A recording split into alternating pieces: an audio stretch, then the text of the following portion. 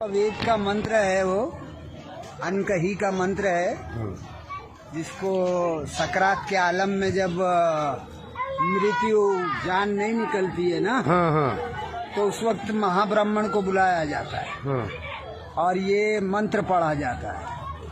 इस मंत्र का नाम रखा गया है अनकही।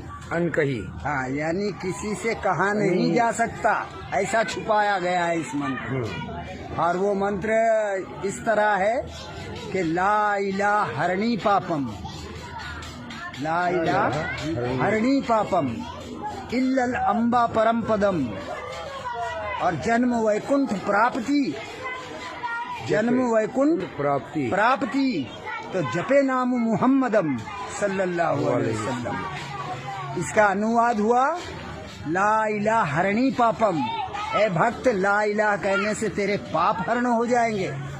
क्या? इल्लल अम्बा परम पदम, और अल्लाह को पैदा करने वाला मान लेने से तुझे परम पदी मिल जाएगी।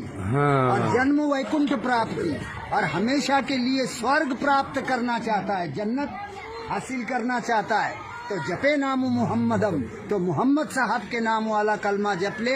वो है ला इलाहा इल्लल्लाह मुहम्मदुर रसूलुल्लाह सल्लल्लाहु अलैहि वसल्लम।